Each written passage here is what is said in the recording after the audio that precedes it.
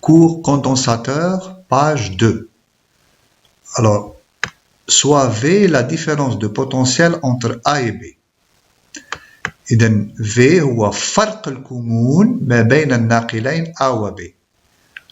ممكن نبين, on peut démontrer que ce que nous avons vu pour le conducteur, Q sur V égale à une constante, et cette constante C est appelée capacité du condensateur. كما هو شفنا سابقا بالنسبة للناقل. الآن احنا ندرس المكثفة, فعندنا نفس العلاقة, عندنا Q على V تساوي C, و C تعرف بكثافة سعة المكثفة. سعة المكثفة. إذا عندنا نفس القانون اللي شفناه بالنسبة للناقل, ولكن حذاري, هنا Q هي القيمة المطلقة للناقلين, واحد مشحون زائد Q والآخر ناقص Q, و V هنا تمثل فرق الكمون ما بين الناقلين, أي الكمون الموجب ناقص الكمون السالب. هذا هو تعريف سعة مكثفة. Donc ici il faut faire très attention. On a la définition de la capacité C, c'est égal à Q sur V. On retrouve la même formule que celle que nous avons vue pour un conducteur, mais ici Q c'est la valeur absolue des charges. Donc nous avons plus Q sur un conducteur moins Q sur un autre. Et V ici c'est la différence de potentiel. C'est entre le potentiel chargé positivement moins le potentiel, le conducteur avec un potentiel chargé négativement. Ok? Alors, la capacité C, elle ne dépend que de la forme des conducteurs et de la nature du milieu qui les sépare. إذن هذه السعة المكثفة تتعلق فقط بشكل الناقلين وطبيعة المحيط الذي يفرقهما. Alors, troisièmement, ici, on va voir comment on calcule la capacité d'un condensateur. إذن هنا نشوف طريقة حساب سعة مكثفة.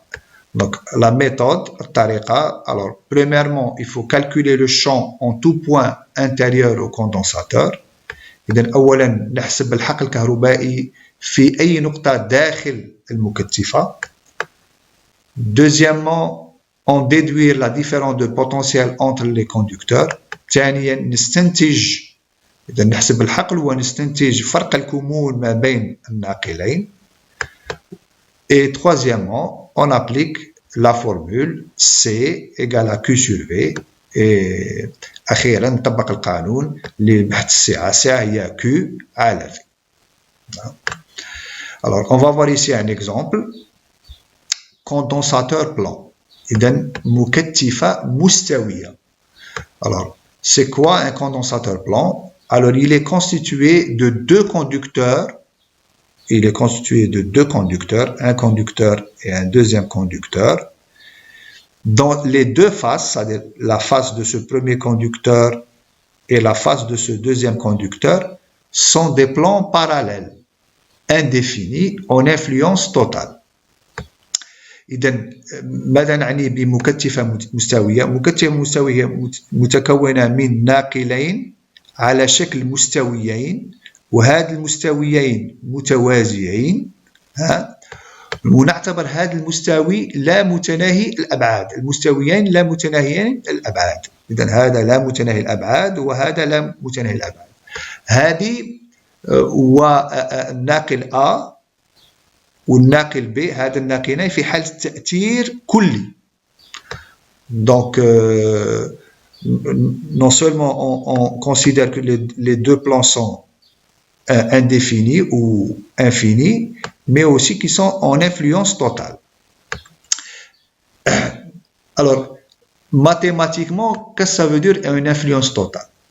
C'est-à-dire que, enfin, physiquement, qu'est-ce que ça veut dire? Physiquement, ça veut dire que la distance qui sépare les deux plans est très petite devant les dimensions des conducteurs. إذن ماذا نعني مستوي لا متناهي الأبعاد. إذا هذه المسافة اللي تفرق ما بين هذا المسافة اللي تفرق ما بين الناقلين هذا الناقلين تكون صغيرة جدا بالنسبة لأبعاد الناقلين، فممكن نعتبر أن هذا المستوي لا متناهي الأبعاد. Donc ça c'est une approche physique, c'est comme ça, d'accord. Alors وفي تأثير كلي، أي إذا كانت هنا الشحنة زائد Q فهنا الشحنة تكون ناقص U، لأن هنا عندنا في حالة تأثير كلي، وهذا هو تعريف المكثفة المستوية. Alors premièrement, qu'est-ce qu'on fait? Alors premièrement on a dit on calcule le champ en tout point intérieur au condensateur. إذا أولا نبحث الحقل الكهربائي في نقطة ما توجد داخل هذه المكثفة المتكونة من الناقلين. إذا ماذا؟ نطبق هنا نظرية غوس، شفنا هذا سابقا، معليش نطبق نظرية غوس لحساب الحقل كيف؟ نأخذ هنا أسطوانة لها 3 مساحات، لها المساحة هنا الأفقية S، الحقل هنا عبر هذه المساحة الأفقية هنا الحقل معدوم، إذن هنا التدفق معدوم. بالنسبة للمساحة الجانبية الحقل عمودي على شعاع المساحة، وبالتالي فتدفق عبر المساحة الجانبية معدوم. يبقى لنا تدفق عبر المساحة هنا السفلية، ماذا يساوي؟ يساوي E في S، لأن المساحة هنا S نجدها هنا S كذلك، ونجدها الأسطوانة اللي تقطع هذا المستوي أو هذا الناقل. Donc on applique le théorème de Gauss. Donc le flux, il reste juste le flux à travers cette surface, donc c'est égal à ES. Et on sait que le flux تدفق يساوي مجموع الشحن داخل مساحة غوس على إبسيلون صفر. إذن الشحن داخل مساحة غوس أين موجودة؟ موجودة في نقاط التقاطع ما بين الأسطوانة والمستوي هذا، أي هي S، هذه المساحة S في الكثافة السطحية سيجما، دونك سيجما S على إبسيلون صفر، وبالتالي الحقل E داخل المكثفة أي في نقطة توجد ما بين المستويين، فالحقل E يساوي سيجما على إبسيلون صفر. D'accord. Donc ensuite on déduire la différence de potentiel entre les conducteurs. إذا الآن نبحث عن فرق الكمون ما بين الناقلين. هنا فرق الكمون هو دائما الكمون لشحنة الموجبة ناقص الكمون شحنة سالبة. إذا كيف نستنتج هذا؟ بالعلاقة عندنا dV يساوي ناقص E جداء سلمي ل dl. Donc ça c'est la relation qui relie le potentiel et le champ électrique, c'est dV égale à moins E dl.